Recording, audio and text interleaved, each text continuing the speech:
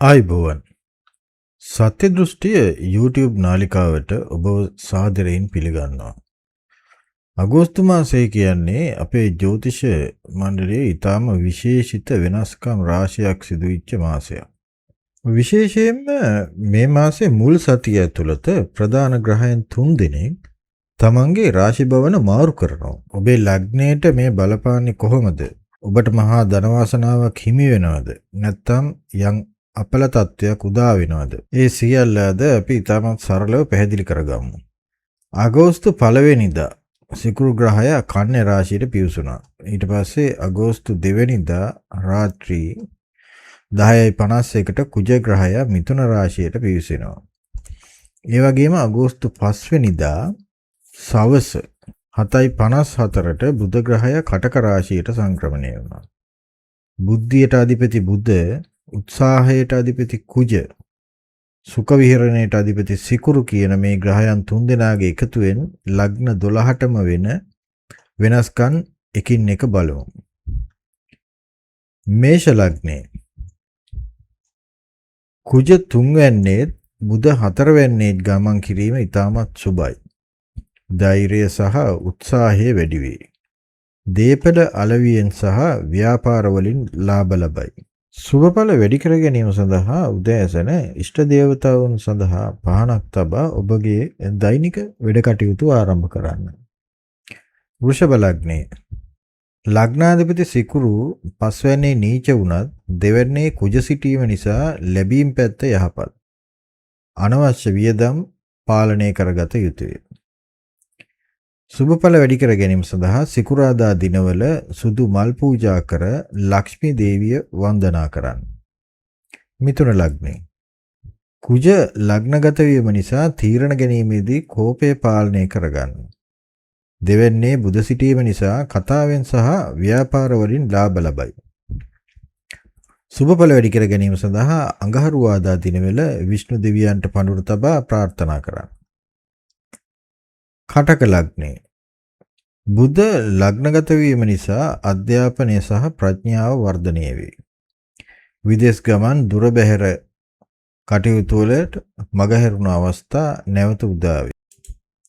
සුබඵල වැඩි කර ගැනීම සඳහා සෙත් පිරිත හෝ ජලනන්දන පිරිත නිවසේ සජ්ජායනා කරන්න.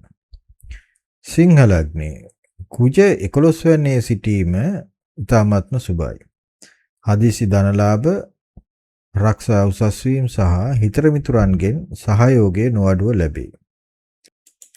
සුබඵල වැඩි කර ගැනීම සඳහා විශේෂයෙන්ම ඉරිදා දිනවල සූර්ය නමස්කාරය කර ඔබගේ දෛනික වැඩ ආරම්භ කරන්න.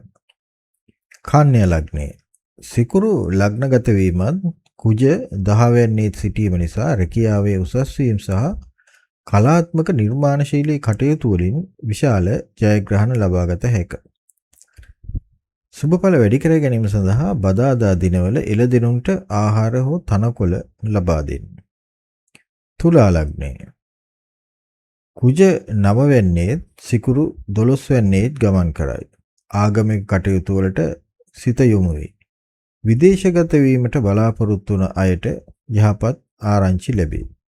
සුබඵල වැඩි කර ගැනීම සඳහා සිකුරාදා දිනවල සුවඳ දුම් අල්ලා නිවස ආලෝකමත් කරන්න.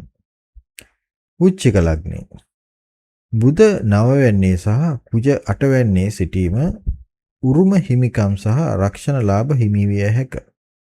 රියපැදවීමේදීද සෞඛ්‍ය ගැන සැලකිලිමත් වන්න. සුබඵල වැඩි කර ගැනීම සඳහා සෙනසුරාදා දිනවල එළඟ තෙල් පහනක් බෝධියක් අසල දල්වන්න. ධනු ලග්නේ කුජ 9 වෙන්නේ සහ බුධ 8 වෙන්නේ ගමන් කරයි. හවුල් ව්‍යාපාර වලින් සුබ ප්‍රතිඵල ලැබේ. පවුලේ අභ්‍යන්තර සාමය රැක ගැනීමට බුද්ධිවත්ම කටයුතු කරන්න. සුබඵල වැඩි කර ගැනීම සඳහා බ්‍රහස්පතින්දා දිනවල කහ පැහැති මල් බෝධියට පූජා කරන්න. මකර ලග්නේ කුජ 6 වෙන්නේ ගමන් කිරීම ඉතාමත්ම සුබයි. සතුරන් සහ හිරිහැර කරන්නන් පරාජය කළ හැකිය. තරගකාරී කටයුතු වලින් විශිෂ්ට ජයග්‍රහණ හිමි වේ. සුබඵල වැඩි කර ගැනීම සඳහා කතරගම දෙවියන්ට පඬුරක් තබා යහපත ප්‍රාර්ථනා කරන්න. කුම්භ ලග්නය. බුධ 6 වෙනි සහ කුජ 5 වෙනි ගමන් කරයි. අධ්‍යාපනය ලබන දරුවන්ට ඉතා යහපත් කාලයකි. ණය ගනුදෙනුවලදී ප්‍රවේශම් වන්න.